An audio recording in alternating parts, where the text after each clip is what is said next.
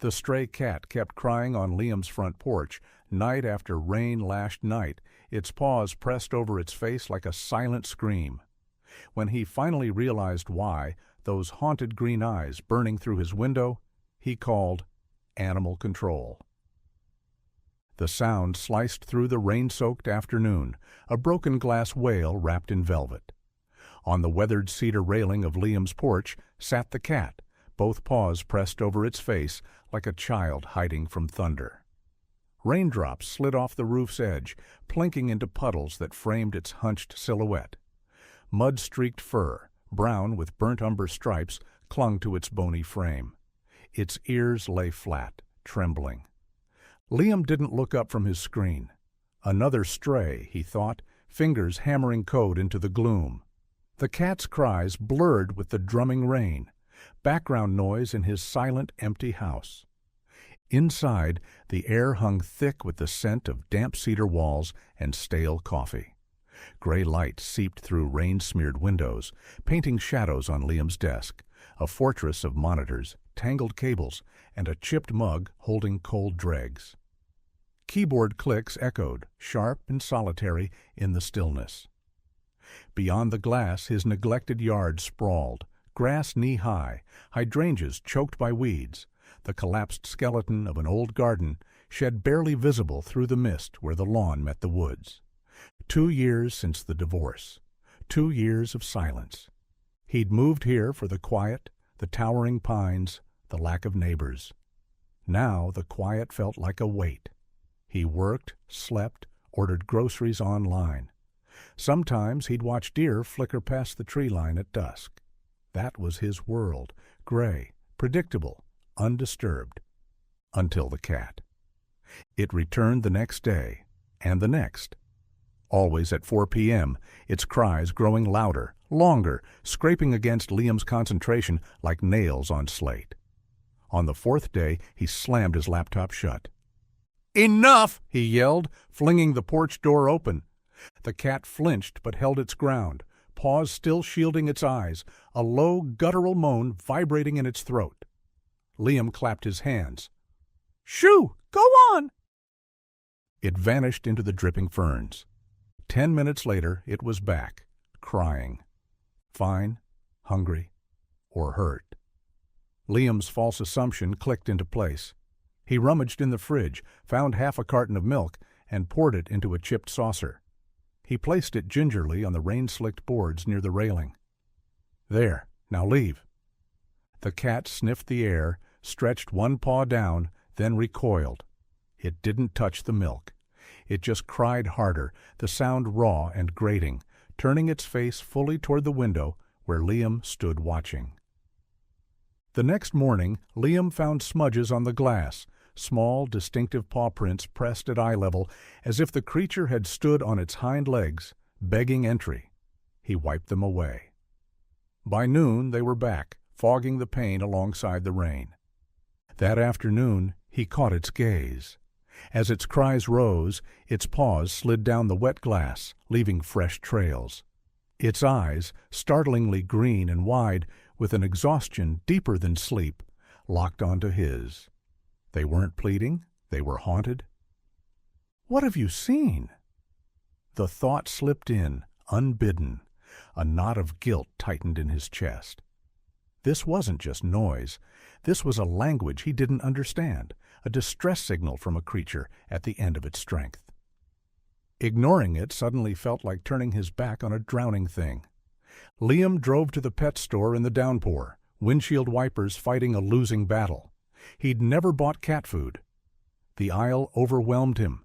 Kibble, pâté, salmon, chicken.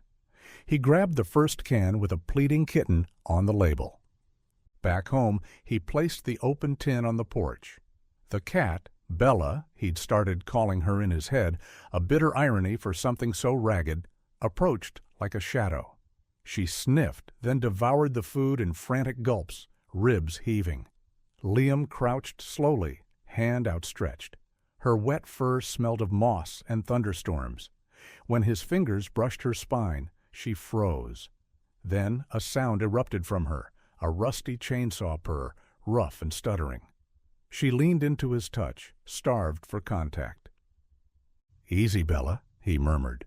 Her bones felt like twigs under matted fur. She nudged his palm, leaving a smear of mud. For a heartbeat, the rain, the silence, the empty house, all of it faded. Here was warmth. Here was need. A rhythm settled. At 5 p.m. sharp, Bella materialized on the porch.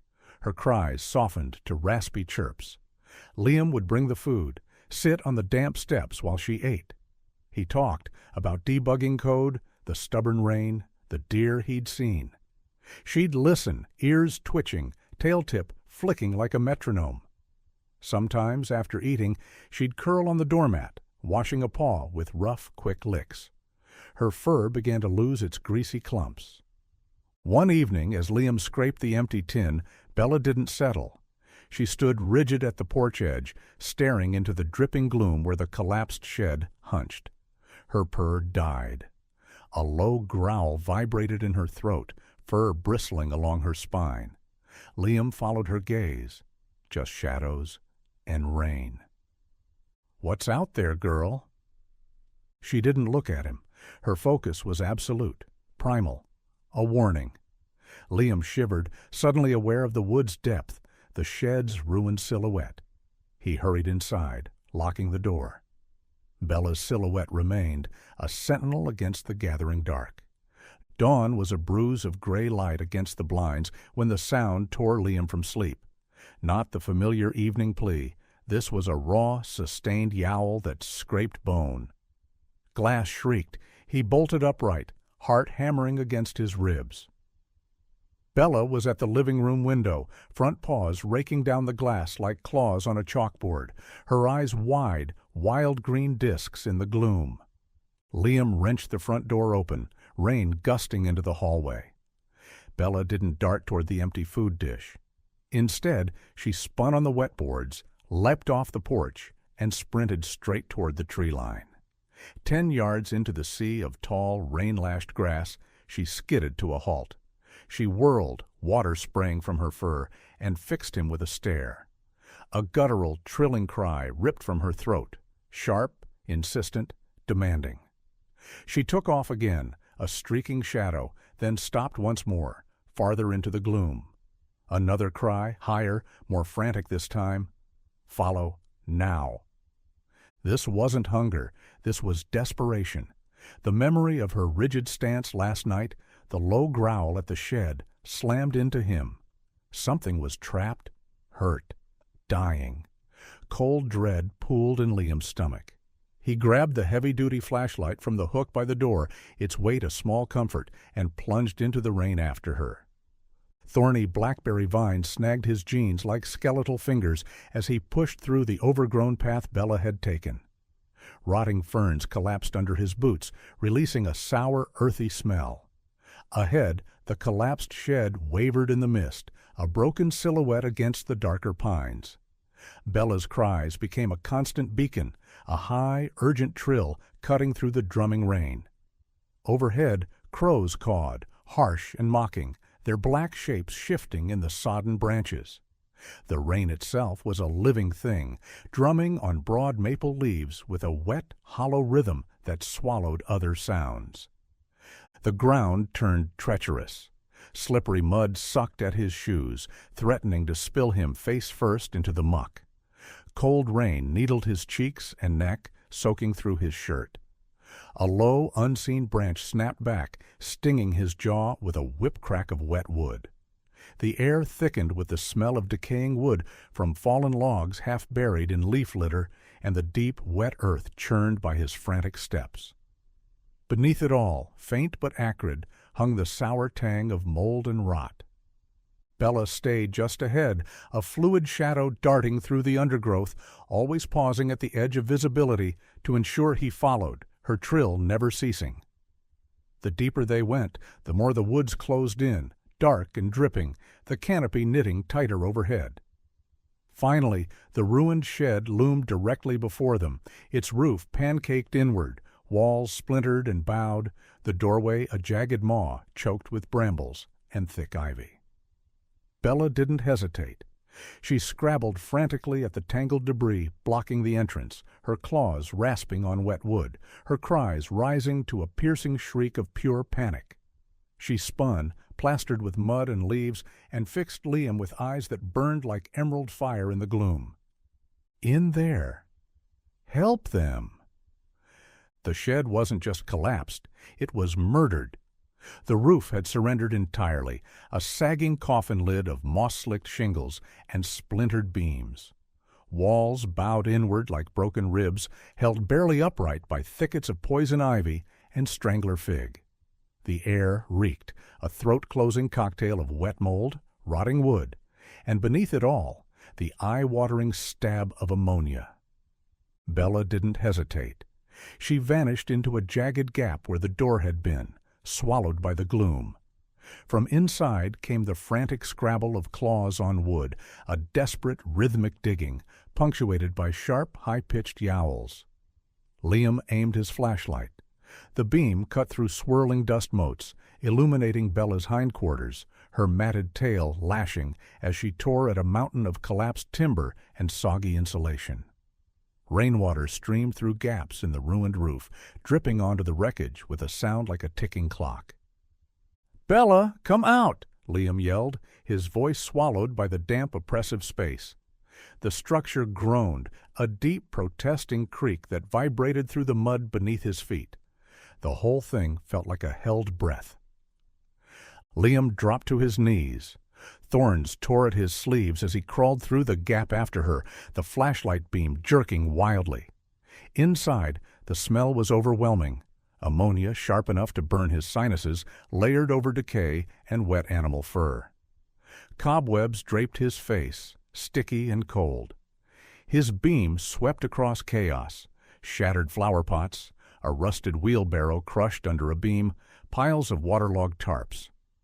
Then he heard it. Faint, weak. A threadbare mewing, almost lost beneath the drumming rain and Bella's frantic scratching. It came from under the heaviest pile of debris near the back wall. Liam scrambled closer, flashlight beam zeroing in. Splintered wood, chunks of plaster. And there, caught in a tiny pocket of space beneath a fallen rafter, a flash of sodden calico fur. Tiny, motionless. "Oh, God," Liam breathed, the air freezing in his lungs. Bella whirled, her eyes reflecting the flashlight beam like panicked emeralds. She darted to Liam, pressing her entire trembling body against his leg, a low, continuous whine pouring from her throat.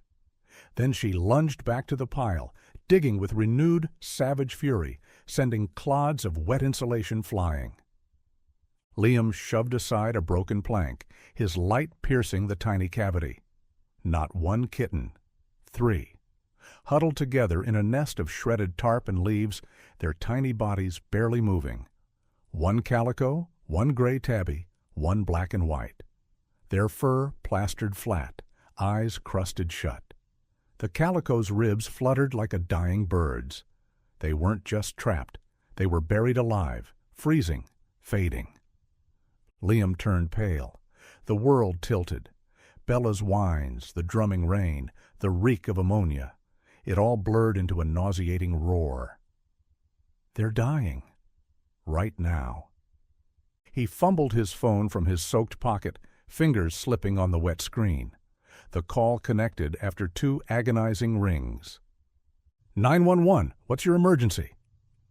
Animal control. Send animal control now. Liam's voice cracked, raw. My address is 37 Hawthorne Lane. A shed collapsed. There's a mother cat.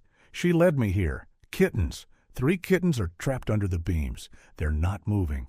I think they're dying. Please, hurry. The rain intensified, hammering the ruined roof like fists. The shed groaned again, a deeper, longer shudder that sent a fresh cascade of dirt and splinters raining down. Liam lunged forward, ignoring Bella's frantic movements. He grabbed a thick plank, pinning the nest's edge, and heaved. It shifted an inch, then jammed solid. Pain lanced through his palm. He jerked back. A rusty nail had sliced a deep gash across his flesh. Blood welled, dark and slick, mixing with the mud on his hand. Bella ignored the chaos. She squeezed her head into the tiny gap Liam had created, licking the calico kitten's face with frantic, rough strokes. A weak mew answered her. When Liam tried to pull her back, she hissed, a feral sound, planting her body firmly over the opening, shielding the kittens with her own trembling frame. She wouldn't leave them, not for safety, not for anything. Sirens wailed in the distance, slicing through the storm's drone. Hope flared, brittle. Liam kept pressure on his bleeding hand, shoving smaller debris aside with his boot, creating a clearer path. Minutes stretched like hours. The shed groaned non-stop now, a dying beast's lament. Then, piercing the gray downpour, flashing amber lights. An animal control van lurched to a stop at the edge of the woods, impossible on the muddy track. The door flew open. A woman in a dark green waterproof uniform jumped out, hauling a heavy orange duffel bag. She moved with swift, practiced calm, her eyes scanning the ruined shed, then locking onto Liam in the gap.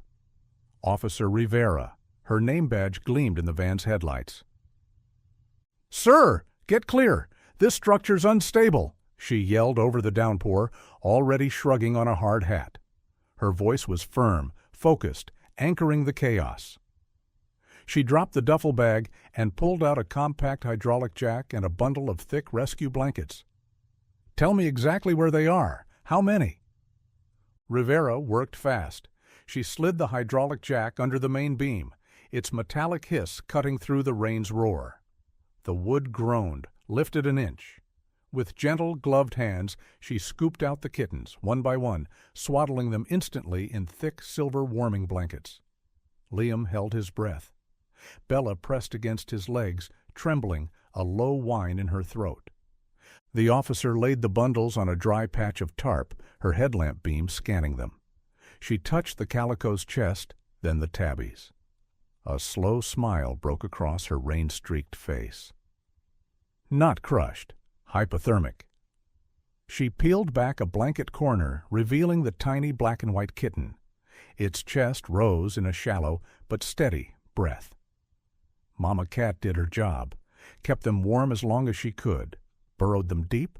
Smart girl. She nodded at Bella, who crept forward, sniffing the blankets frantically. The realization hit Liam like a physical blow. The desperate cries on the porch, the paws pressed to the glass. It wasn't hunger, it wasn't injury, it was Bella screaming into the void. "I can't keep them warm anymore. Help me save them." She'd chosen him, begged him, led him. A choked sound escaped Liam, half sob, half disbelieving laugh. The tension that had held him rigid since dawn snapped. He sank to his knees in the mud, tears mixing with the rain on his face. Bella instantly abandoned the kittens and head-butted his knee, hard, her rough purr erupting, a rusty engine finally clearing its throat. She butted him again, then licked the blood and mud from his injured hand. Rivera watched, her expression softening. "She chose you," she said quietly, securing the last warming blanket. "Out of all the houses, all the porches, trusted you." She placed a gentle hand on Bella's soaked head. Bella leaned into the touch, purr deepening, eyes closing for a second. Liam buried his fingers in Bella's wet fur, the purr vibrating up his arm, anchoring him. The frantic beeping of the collapsing shed, the icy dread, the slicing nail, all of it dissolved into the simple, overwhelming truth. They were alive. She trusted him. He hadn't failed. Back at Liam's house, chaos became calm. Rivera transformed his living room into a triage unit. The kittens, cocooned in their blankets, lay nestled in a padded carrier, small heating pads humming beneath them. Color was seeping back into tiny noses and paw pads. Bella paced a tight circle around the carrier, then settled beside it, her chin resting on the edge, eyes fixed on her babies, her purr a constant rumbling vigil. "They need constant warmth, small feedings every 2 hours," Rivera instructed, handing Liam syringes and special formula. "Can you foster them? Just till they're stable. Mama needs to stay with them." "Yes," Liam said, the word feeling solid. "Right? Anything?" Word spread. Mrs. Henderson from across the street arrived with a casserole and a bag of kitten toys. "Heard the commotion, dear?" Old Mr. Peterson brought a stack of clean towels. By evening, Liam's porch held a growing pile of donations: bags of premium kitten food, another heating pad, soft bedding. A community mobilized by whiskers and a mother's cry. Rivera packed her gear, her van idling in the driveway. She crouched by the carrier, stroking Bella's now dry head. "Mama Cat's a hero," she said, her voice thick with emotion. "Kept them alive against the odds." She stood, meeting Liam's eyes. "Officially, she's a stray. We'd take her in, find her a place." Liam didn't hesitate. "She's home." Rivera smiled, a real warm one. "Thought so. We'll find them homes, too. Paperwork can wait. You focus on keeping this little family warm." Weeks later, sunlight drenched Liam's porch, turning the cedar railing gold. No rain drummed on the roof, only the rustle of new leaves and the frantic skitter of tiny paws on clean boards. Bella lay stretched in a patch of sun, her brown and russet fur glossy and thick, no trace of mud or mats. Her green eyes, calm now, watched the chaos. Two kittens tumbled across the porch, a sleek gray tabby practicing stealth pounces, and the bold black and white one chasing a drifting maple seed. The calico, smaller and shyer, batted gently at Bella's tail. Liam sat on the steps, coffee warm in his hands. The overgrown yard was tamed, the collapsed shed cleared away. He watched the tabby kitten stalk a fallen leaf, mirroring Bella's intense focus from weeks before. Bella lifted her head, gave a soft, rumbling purr that vibrated the boards, and then emitted a sound Liam had never heard before, a bright, chirping trill, like a bird greeting the morning. It was directed at the kittens, a sound of pure contentment. She didn't cry anymore. The official adoption papers sat signed on Liam's desk inside. Bella was his. The black and white kitten, now named Domino, was staying too. The tabby, Smoke, and the calico, Patches, had homes lined up with Mrs. Henderson and Officer Rivera herself. Liam watched Domino attempt to climb Bella's flank, tiny claws snagging in her fur. Bella just purred louder, giving his ear a patient lick. The kitten squeaked, tumbled off, and pounced on Smoke. Laughter bubbled up in Liam's chest, light and unexpected. He leaned back, soaking in the sun, the purring, the playful squeaks. For the first time in years, the house didn't feel silent. It felt like home.